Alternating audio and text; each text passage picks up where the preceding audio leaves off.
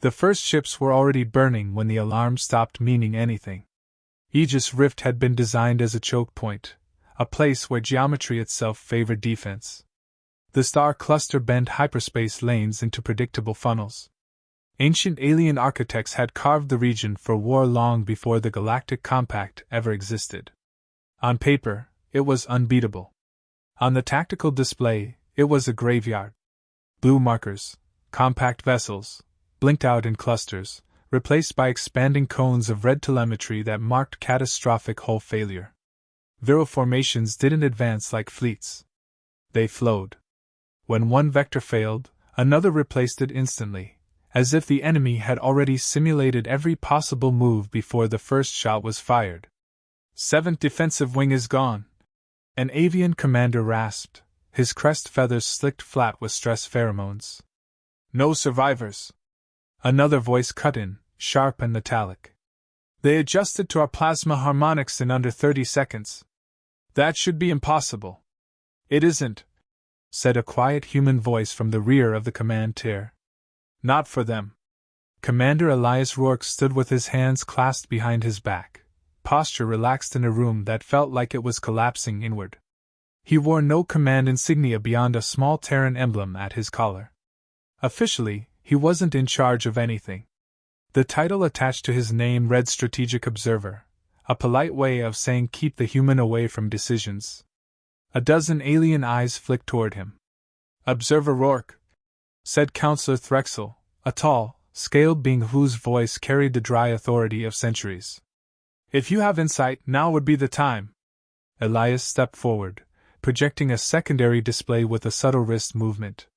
Probability curves unfolded across the holotable, cold, clean lines bending downward. "At current loss rates," Elias said, "your fleet cohesion fails in 10 hours, 42 minutes. After that, the Vir will breach the inner jump lanes. Core worlds follow within 3 days." Silence pressed down on the chamber. "That assumes no further escalation," Threxel said carefully. Elias met the counselor's gaze. "That is the escalation." The Viral didn't broadcast taunts. They didn't issue ultimatums. Their presence was communicated through consequence alone. Every attempt to flank them failed. Every novel weapon was countered by the next volley. Where other species reacted, the Viral anticipated. On the far edge of the display, a new symbol pulsed, amber, civilian designation. "Evacuation Convoy Sigma 12, announced a sensor officer. "Course plotted for secondary safe corridor." Elias' jaw tightened. He said nothing.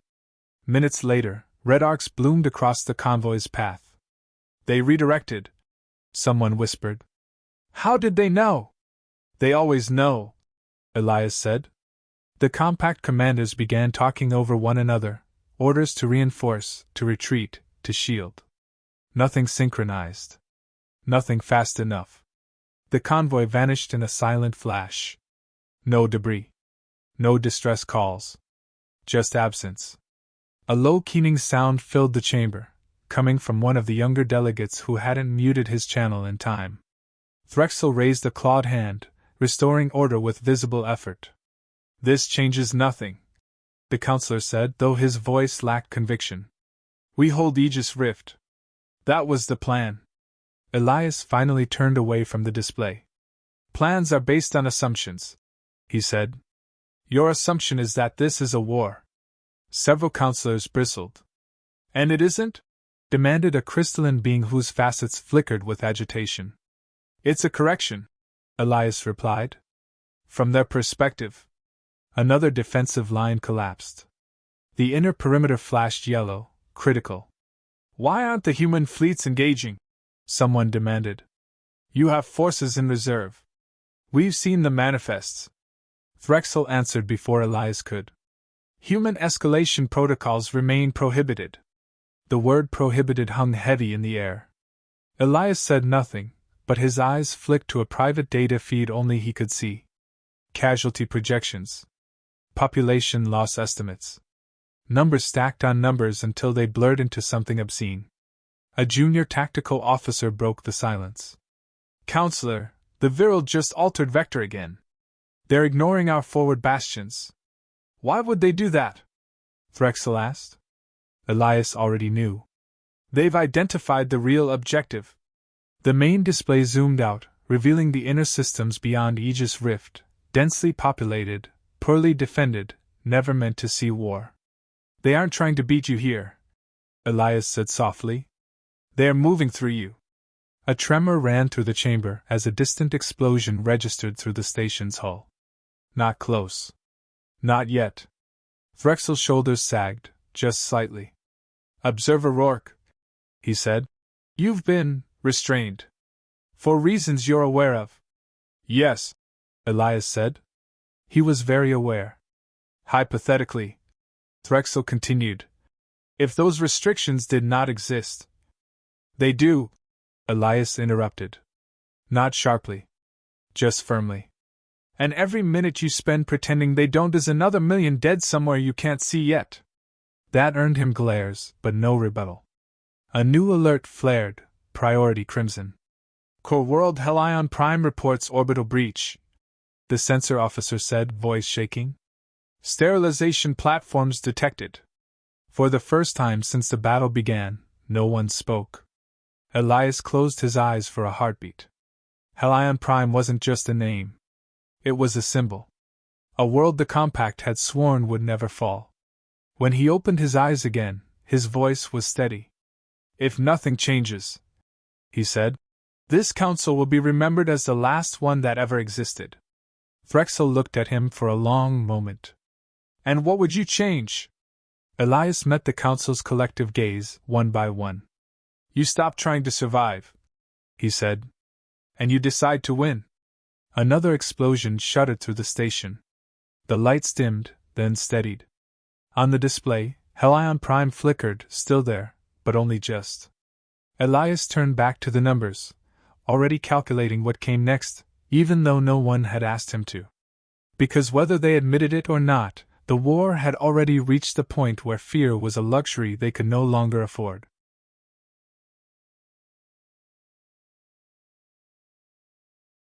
The chamber doors sealed with a sound that felt final.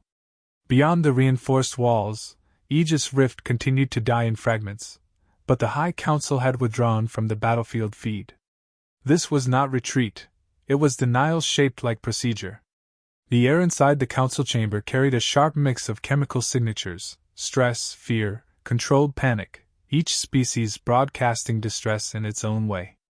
Commander Elias Rourke stood alone at the center ring, uninvited yet unavoidable. We are not authorizing human command, Councillor Threxel said, his voice steady by sheer discipline. That discussion has already been settled. Elias folded his arms. No. It was postponed. You've been doing that for 3 centuries. A murmur rippled through the delegates. A tall arthropoid councillor shifted forward, jointed limbs clicking softly. You speak as though this is prejudice, she said. It is caution. Your species has a documented pattern of escalation beyond strategic necessity. Correct, Elias replied. We escalate beyond survival. That drew several sharp inhales. Another counselor activated a hollow recording midair. We remember your history, Commander. We remember the Carthan collapse. We remember the human doctrine of terminal victory. The projection filled the room, an ancient star system, its central sun artificially destabilized, swallowing 3 inhabited worlds. The footage was centuries old, grainy, but unmistakable. That war ended the same day, the counselor continued. Nothing remained to threaten you afterward. Elias didn't look away. Yes.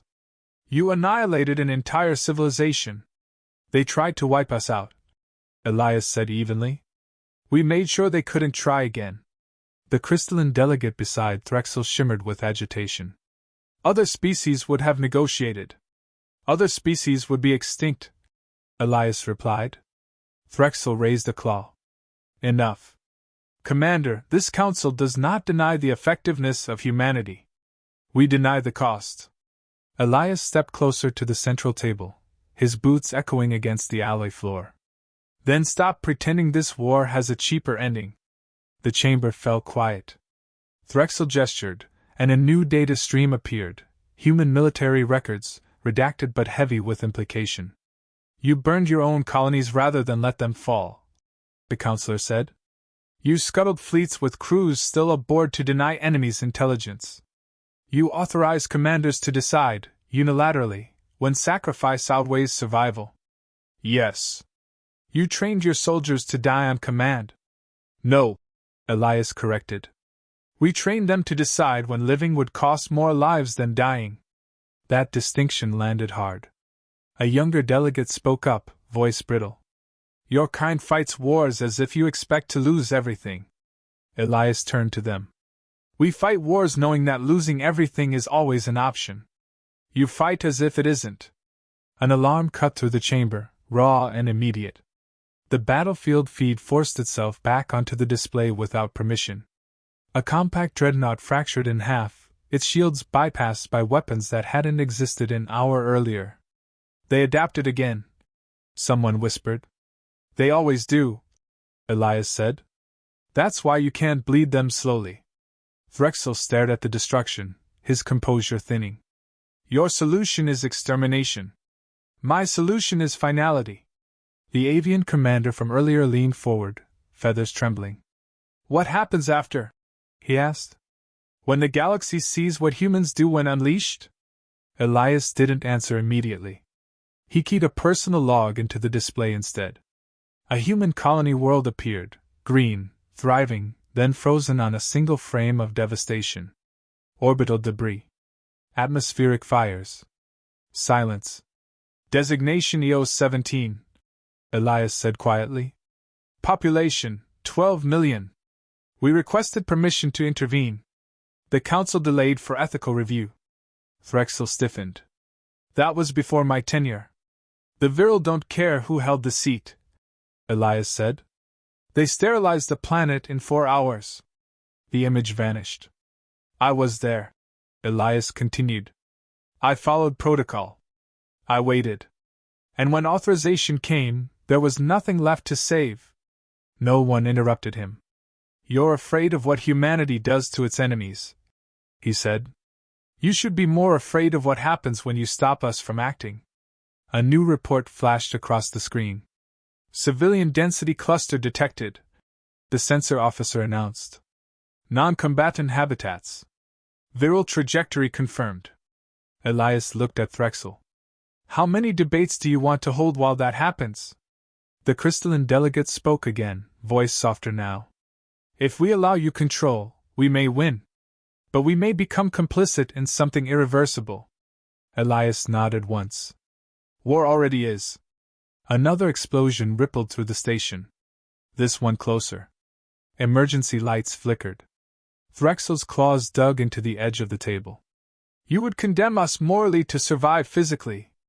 I would ensure you're alive to regret it, Elias said. The chambers shook as another system fell. A name appeared on the display, one of the Compact's founding worlds. Status compromised. Silence stretched thin. Finally, Threxel exhaled, long and controlled. You claim humanity was feared because it finishes wars. Yes. And if we release you, the counselor said, there will be no half measures. Elias met his eyes. There never are. Another alert sounded. This one carried a different tone, total loss. Helion Prime has fallen, the sensor officer said. Surface sterilization confirmed.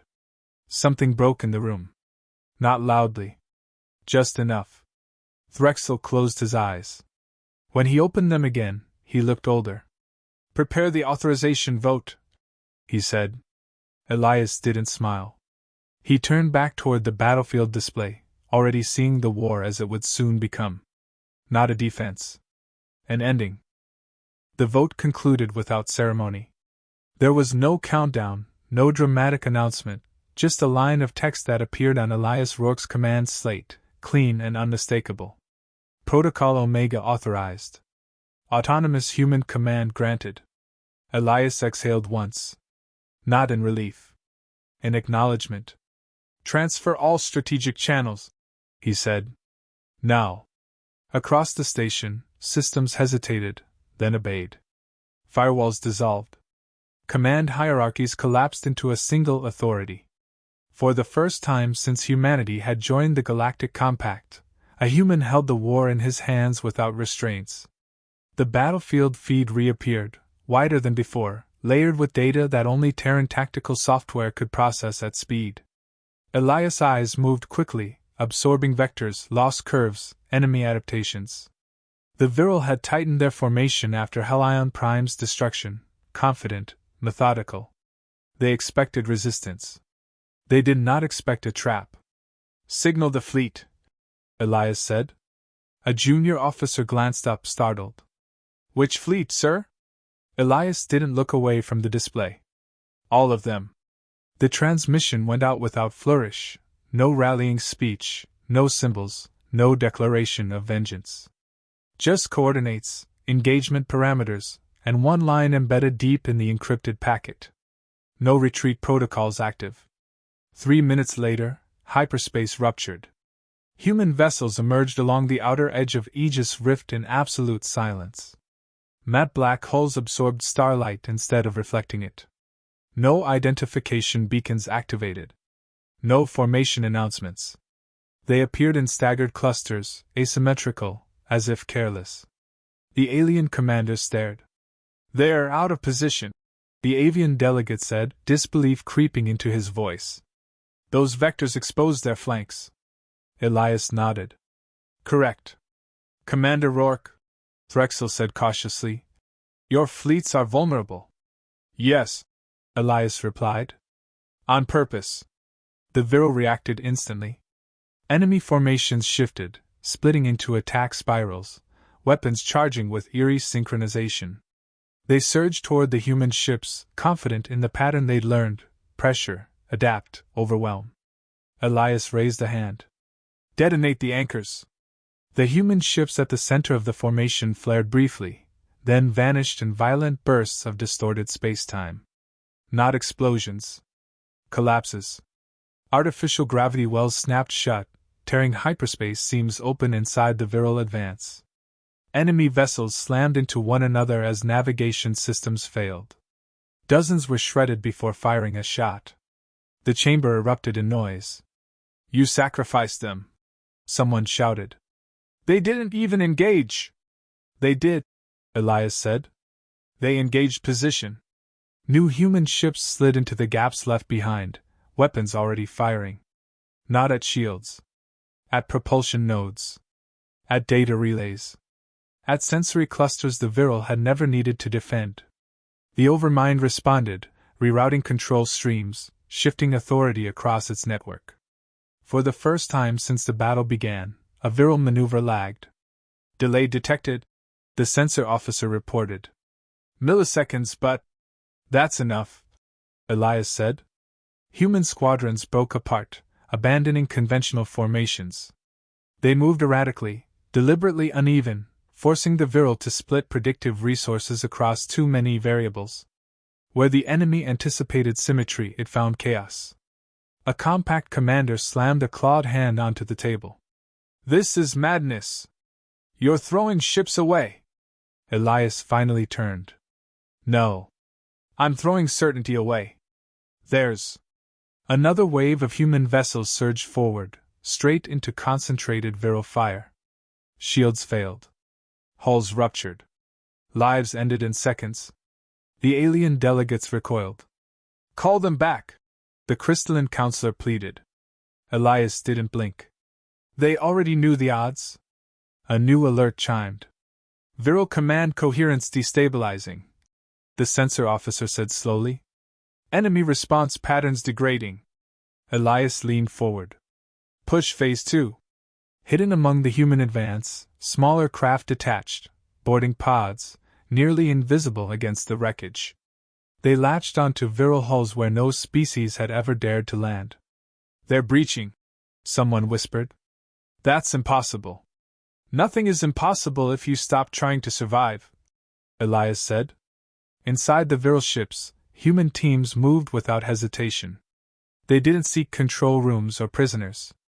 They sought nodes, neuroclusters, processing nexuses, the living architecture that connected the hive. The first scream echoed across the enemy network. It wasn't sound. It was disruption. The overmind recoiled, reallocating massive cognitive resources to suppress the intrusion. Entire viral formations froze mid-maneuver, weapons stalling as control pathways overloaded. Enemy units colliding, the sensor officer reported.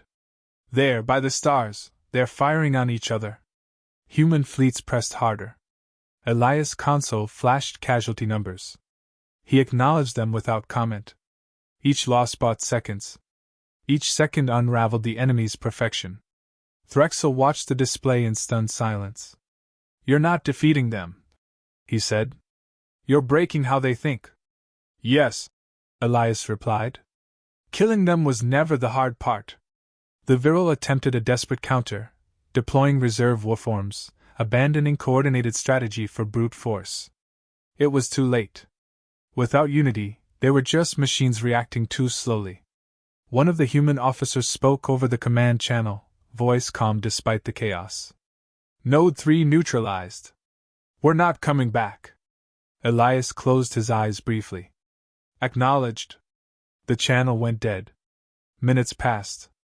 Then something unprecedented occurred. The Viral retreated. Not strategically. Not in formation. They scattered, fleeing the battlefield they had dominated hours earlier. A stunned silence filled the chamber. They're withdrawing, the avian commander said. Why would they?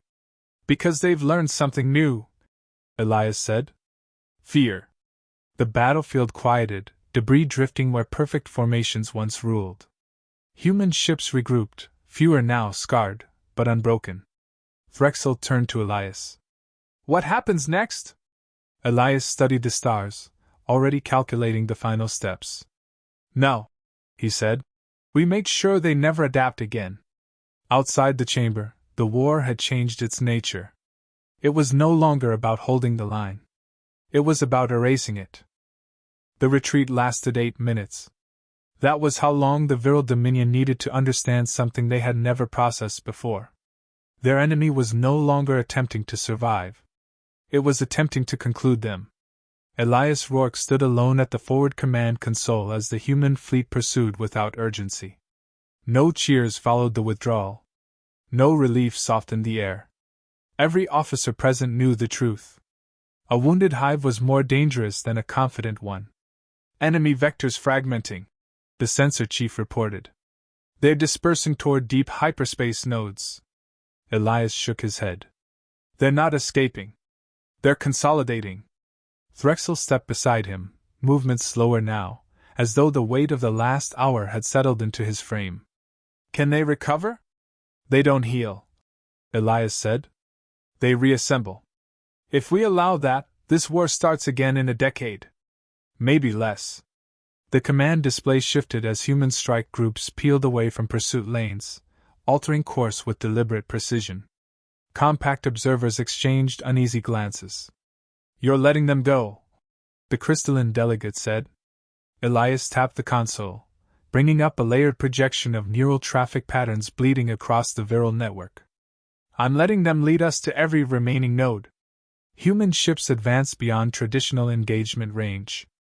Specialized vessels powered up systems the Compact had outlawed centuries earlier. Neural disruptors. Cognitive inversion arrays. Technologies considered unethical not because they killed, but because they reached inside thought itself. Threxel's voice lowered.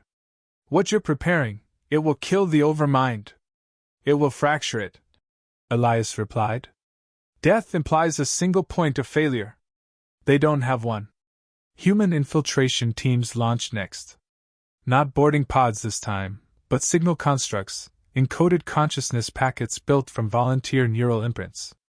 Each carried fragments of human experience the Viral had never encountered. Grief. Rage.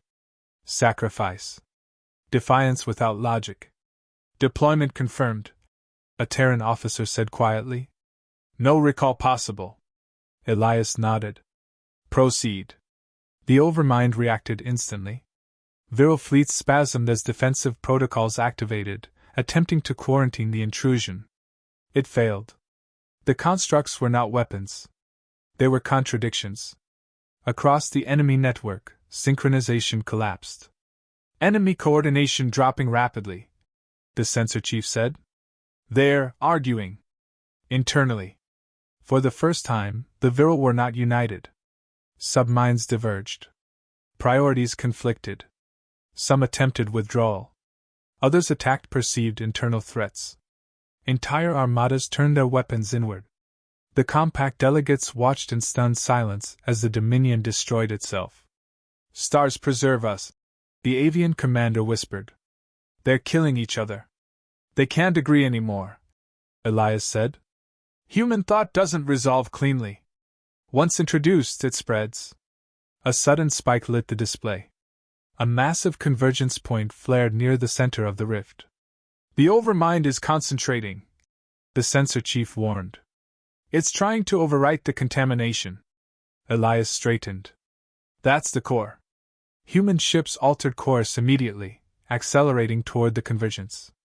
Viral defenses lashed out, desperate now, uncoordinated but ferocious. Several Terran vessels were torn apart before reaching range. Casualties mounting, an officer said. Elias didn't answer. His eyes remained fixed on the target. The final phase activated without announcement. Human neurowarfare teams linked directly, bypassing buffers, flooding the overmind with raw, unfiltered cognition. Millions of individual perspectives slammed into a consciousness built for unity. The strain was catastrophic. Elias' console lit with warning glyphs. Feedback lethal, the system reported. I know, Elias said. On the command channel, a human voice broke through, strained but steady. Commander, it's unraveling. We won't hold long. You've done enough, Elias replied. All of you. The channel cut. The overmind shattered. Not in an explosion, but in silence. Viral ships froze mid-action, then drifted. Weapons powered down. Systems went dark. One by one, the red markers vanished from the display. The war ended without a final shot. Minutes passed before anyone spoke. It's over, the sensor chief said softly. Across Aegis Rift, wreckage glimmered against the stars. Human ships regrouped, fewer than before, scarred and quiet. Compact fleets remained where they were, uncertain how to react to survival achieved through annihilation. Threxel turned to Elias. The Dominion is gone. Yes, Elias said. Completely. You didn't defeat them, the crystalline delegate said, voice hollow. You erased them. Elias looked away from the stars. We made sure they could never return. Silence stretched again, heavier now. What happens to you? Threxel asked. Elias removed the command insignia from his collar and placed it on the console. I resign. Effective immediately. You saved the compact, Threxel said. Elias met his gaze. Humanity did. I just made the call you were afraid to make. Threxel studied the insignia, then Elias. The galaxy will fear your species more than ever. Elias considered that. No.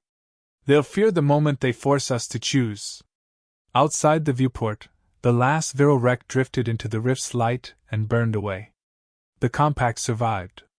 But the galaxy had learned something permanent. When humanity decided a war must end, it did. In the days that followed, relief fleets arrived to scenes no one celebrated. Salvage crews worked in silence. Memorial markers replaced victory banners. Species that had argued for centuries shared the same quiet, bound by what they had witnessed and what they had allowed. Official communiques framed the outcome as a joint triumph. Histories would soften language, replacing eradication with resolution, necessity with courage. Elias ignored them all. He watched from a departing transport as Aegis Rift stabilized, its ancient geometry indifferent to the blood spent within it. A junior officer approached him before departure, hesitation plain. Sir, she said, was there another way? Elias answered honestly. There are always other ways. Not always other endings. The transport jumped, carrying him away from command, from authority, from the burden of deciding who must vanish so others could endure. Humanity would return to its borders. The compact would rebuild. Trade would resume. Councils would convene. But somewhere in every chamber, a memory would remain. Not of power. Of finality. And that memory would shape every future war, negotiation, and hesitation across the surviving stars forever.